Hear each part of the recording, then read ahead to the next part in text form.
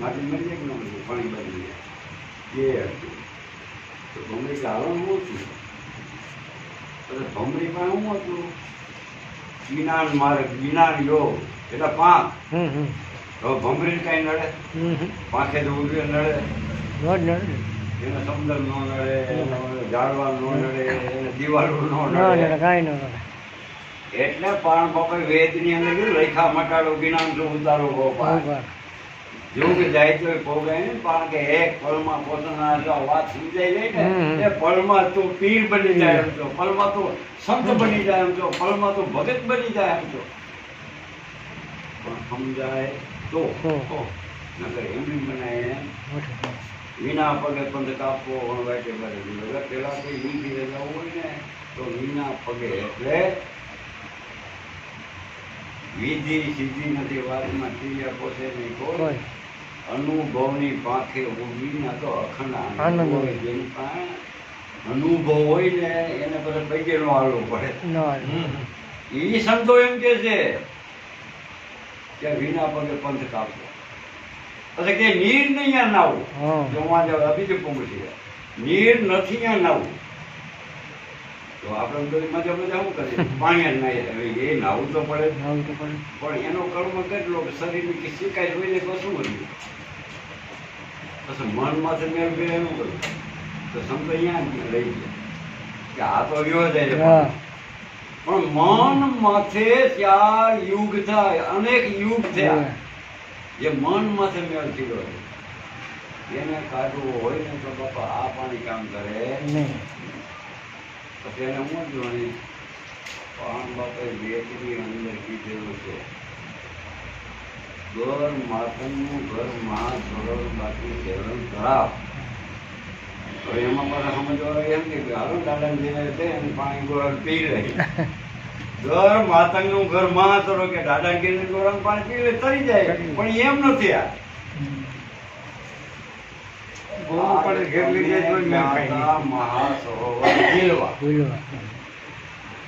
ત્યાં મેં દેખા બધેલા બેઠેલા કેતા ગુરુમુખી અને મહાસરોવર એટલે આ જે પાણ બાપાની મહાપુરુષની વાત છે ને મહાસરોવર કીધો છે સરોવર નહીં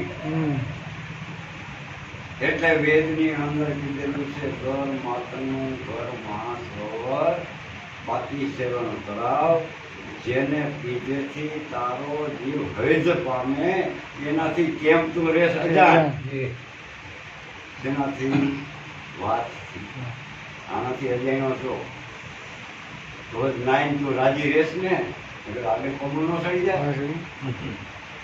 વિના પગે પંથ કાપવો પછી કે નીર નથી એમ નાવું પછી જણનારી નથી એમ ગરમ શું કરવો જણનારી નથી ત્યાં જલમ લેવો. હવે શું વિચાર કરો આપણે બધે જલમ કોણ એ કમાઈ તો એમ કે જણનારી નથી જલમ લેવો. નક્કી થયું કે ગુરુ શરણે જાવ એટલે બી તો હાસો જલમ જાય બાકી તો માં તો હવે જલમ આપે જ છે.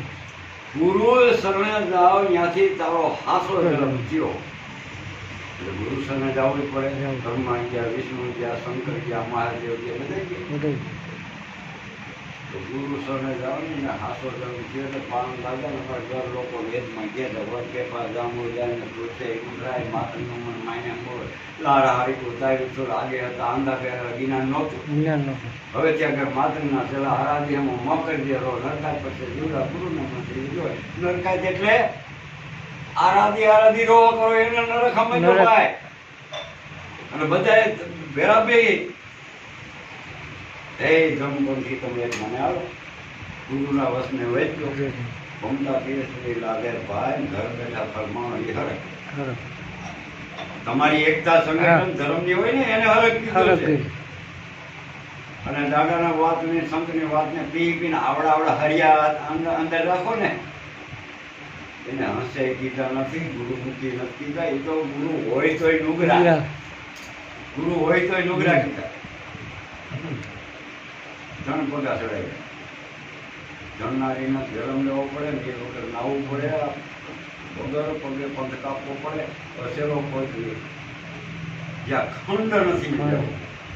વિષ્ણુના કૃષ્ણના ખંડ કેટલા 12 રામાપીર તો 9 જ કીધા છે, પણ પીર હવે 12 કહી દીધા એટલે વધારે અનુભવ. નવખંડમાં નામ તમારો હોય એમ કે નવખંડ તો શરીર, આમાંથી તમારું નામ રહી ગયું. આ વાતને ભાઈમાં રામ પણ બાપા કે 12 ખંડ, 9 ખંડમાં માયા એટલે આ પણ બાપા કે 3 ખંડ બીજા જે મતલબ તે જ પ્રકાર ત્યાં જવું છે, ત્યાં કોઈ માયાનું લેશ નથી. પણ બાપા કે ત્યાં જવું એટલે કીધું હળમતીએ પારણ તે જ કરાવ, ત્યાં માયા નથી, તે જ પ્રકાર અજર થકી વચન એવી સડવા પર મુશ્કેલ છે. ગળામાં મારા માથે વસે નહીં મહાદેવ નહીં, બસ મેં વધો બસ મેં થોડી રકમનો છે ઉસકા નામે કોઈ ઈજો કોતો દીભાઈ લખન મક્ષી કયા ન ગાય. એક આખર પેરનો એમાં સૌદે સમય સંતોમાં કહેતા એક અક્ષરમાં તારું નામ એ સુરવા બોલ તો સત્વ એટલે મત પોતાનું બોલાવી એક જ અક્ષરમાં તારું નામ. અક્ષર ધામ કહે છે ને, અક્ષર એટલે 52 અક્ષરથી 12 અક્ષર. ઓહોમ અક્ષર ત્યાં ઉભા રહે છે, ત્યાં ઓહોમે નથી સોમે નથી, મટી જાય એ ખંડ 12 કહેવાય. હવે અહીંયા જવું છે એ ચોથા પદે નામ રૂપ ને ગુણ કહીનો તમારો નાશ, અને ચોથું પદ અવનાશ, ત્યાં કાંઈ છે નહીં. અને કાંઈ છે નહીં એને કીધું નિર્વાણ, એને કીધું અલગ, એને કીધું સ્વધર્મ, એને કીધું ધર્મ, જે કયો એને કીધું સત્ય. એક શેરડીનો હાથો સીધો હોય, એક લાંબી કાતરી વાળો હોય, એક ટૂંકી કાતરી વાળો હોય, એક વાતો હોય, એક મેળાઈ ગયેલો હોય, પણ બધા હાથા શીખવાનું નાખી અને રહ લઈ ગયો ગ્લાસમાં, પછી પીઓ તો એમ તમને લાગે કે આ વાટા હાથા વગરમાં એટલો ફરક આવી જાય. આ લાંબી કાતરી મજા આવે કોઈ એમાં અનેક ભલે નામ રહ્યા, પણ એ બધાને એક કરી અને સમજાવી દે ને એનું નામ સદગુરુ. અને નોખા નોખા વર્ગેડા ને એનું નામ કાન ફૂકા ગુરુ અને કંઠી ગુરુ. જ્યાં જોઈએ વર્ગેડા ને એને કાન ફૂકા અને કંઠી ગુરુ કહેવામાં આવે. એક બેન ભાઈ નરસિંહ મહેતા જુનાગઢની અંદર બોલ્યો છે, અખિલ બ્રહ્માંડમાં તું એક જ શ્રી, એને કા 5 હાથ નો કીધા ભગવાન. અખિલ બ્રહ્માંડમાં તું એક જ શ્રી હરિ, જુજવા જુજવા રૂપે તું અનંત ભાસે. એટલે તું છો અને આમાંય છે. હવે આમાંનું બે છે ને પાછું એને એક કરવું છે, એનું નામ સદગુરુની શરણમાં જવું પડે. એ નોખા જે છે ને હજી આત્મા પરમાત્મા શું કહેવાય છે, હજી આપણે આત્મા વહી ગયા છે, કોઈ પરમાત્મા વહી ગયા છે, એ બેને જયારે એક કરી દઈએ એનું નામ સદગુરુ. જ્યાં સુધી સદગુરુ ન મળે આ તો બેના બે રહે, બેના બે રહે, અને બેના બે રહે ને ત્યાં સુધી હાથું ન કહેવાય. જેમ સેમ સમજો એક થઈ જાય ને પછી એથી કોઈ આગળ સદગુરુ સાહેબ 105 નથી.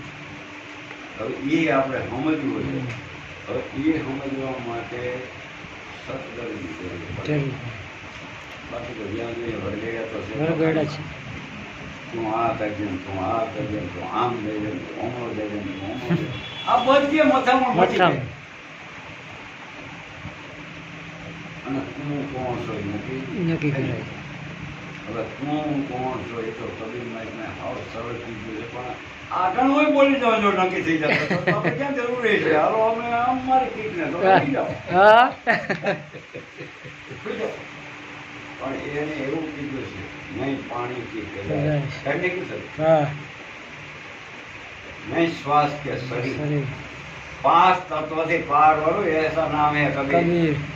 હું કીધું કબીર 5 તત્વો મારા છે, હું તત્વનો નથી. એમ કે છે તો તમારે છે ને આ તમારા લબાતો છે ને એ તમારો છે, તમે એના નથી.